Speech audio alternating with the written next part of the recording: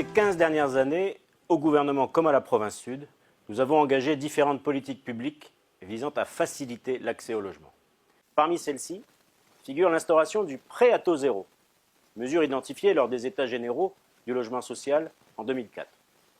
Ce dispositif fait partie intégrante du parcours résidentiel des ménages intermédiaires qui n'ont pas ou peu de possibilités d'accéder à la propriété en raison de revenus soit trop élevés pour bénéficier des aides relatives au domaine social, soit insuffisants pour accéder au secteur privé. C'est par la loi du pays du 17 décembre 2010 que le prêt à taux zéro a été créé. Et on ne peut que se féliciter des résultats obtenus. Chaque année, 400 à 500 ménages calédoniens, primo-accédants, deviennent propriétaires de leur logement grâce à ce dispositif qui représente en moyenne 50% du financement de leur projet immobilier.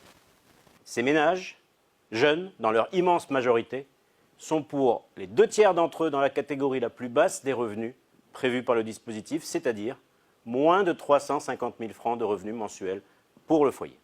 La dépense fiscale, financée dans le cadre d'un crédit d'impôt au profit des établissements bancaires, s'élève aux alentours d'1 milliard par an en moyenne, conformément aux prévisions initiales. Et ce sont plus de 4 000 familles calédoniennes qui ont pu devenir propriétaires tout au long de la décennie écoulée grâce au prêt à taux zéro. Lorsque ce dispositif a été instauré, il était prévu pour une durée de 10 ans, expirant au 31 décembre 2020. Le rapport du gouvernement de l'époque prévoyait explicitement qu'un bilan évaluant le coût et l'efficacité du dispositif serait présenté au Congrès pour décider des conditions de la poursuite du prêt à taux zéro au-delà de 2020. Or, quelle ne fut pas notre surprise d'apprendre par une indiscrétion que le gouvernement a décidé, sans en parler à personne et sûrement pas au Congrès, sans aucune concertation avec les banques, de ne pas proroger cet outil majeur d'insertion par le logement des Calédoniens et de soutien au BTP. Ma question, Monsieur le Président, est donc la suivante.